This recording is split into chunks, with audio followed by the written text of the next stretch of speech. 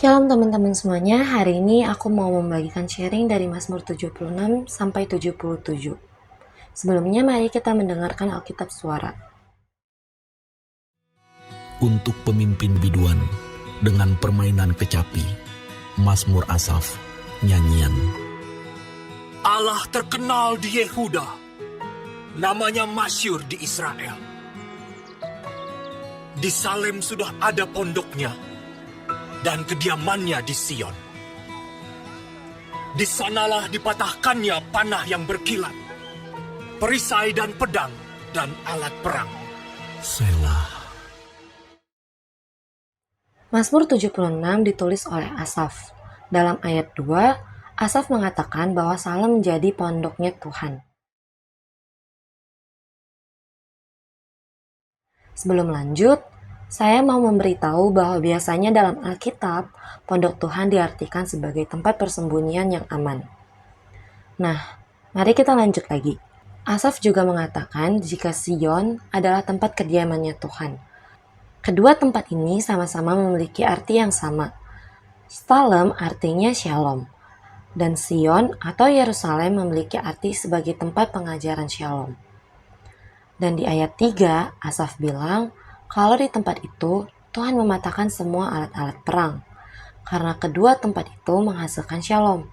Jadi Tuhan tidak akan membiarkan tempat tersebut mengalami ketakutan sehingga tidak bisa menghasilkan Shalom lagi. Matius 5 ayat 9 berbunyi, berbahagialah orang yang membawa damai, karena mereka akan disebut anak-anak Allah.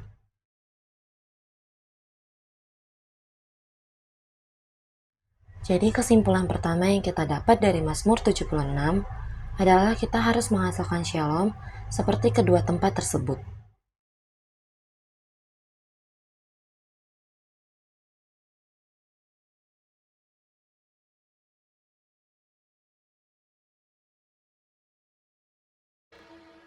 Cemerlang engkau, lebih mulia daripada pegunungan yang ada sejak purba.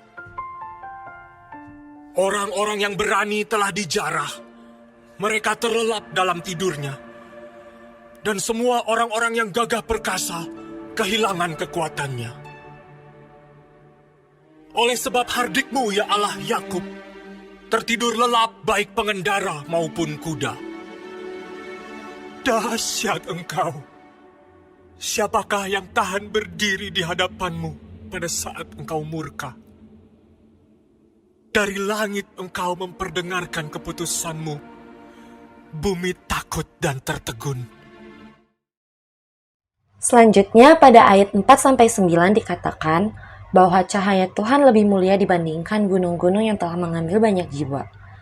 Orang-orang berani dan kuat yang suka berperang atau tidak menghasilkan Shalom tidak bisa berbuat apa-apa jika Tuhan sudah mengambil keputusan untuk membela orang yang tertindas.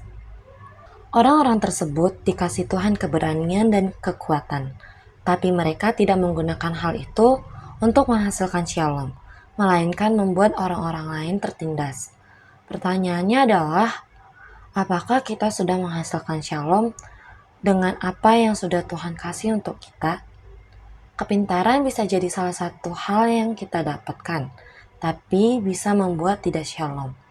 Contohnya, seperti pencuri yang menggunakan kepintarannya untuk merugikan orang lain. Jadi kesimpulan kedua yang kita dapat, kita harus menggunakan semua yang Tuhan sudah kasih untuk membawa atau menghasilkan Shalom.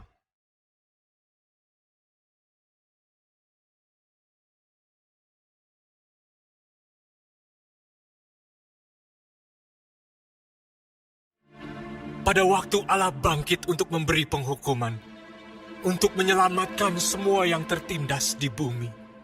Selah.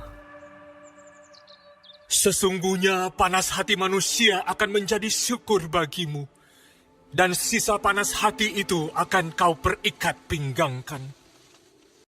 Di ayat 10, Alkitab TB mengatakan bahwa kemarahan manusia menjadi syukur bagi Tuhan. Sebenarnya, terjemahan aslinya tidak seperti itu. Ayat aslinya mengatakan bahwa kemarahannya Tuhan kepada manusia akan mendatangkan pujian untuk Tuhan. Kemarahan Tuhan tertuju untuk orang-orang yang tidak bisa menghasilkan shalom. Dan pujian untuk Tuhan itu datang dari orang-orang yang tertindas.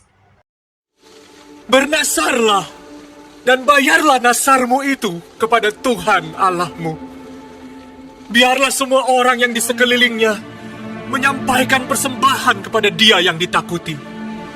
Dia yang mematahkan semangat para pemimpin. Dia yang dahsyat bagi raja-raja di bumi. Dan pada ayat yang terakhir, Asaf mengingatkan kita untuk membuat nazar. Dan membayar nazar itu dengan membuat orang-orang menyembah Tuhan dengan takut.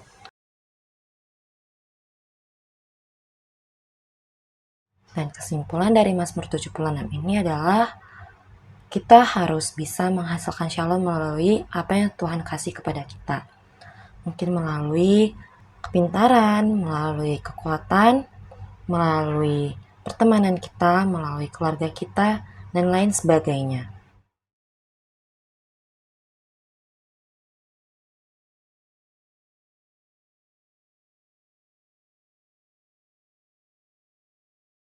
Sekian sharing saya hari ini. Terima kasih sudah mendengarkan.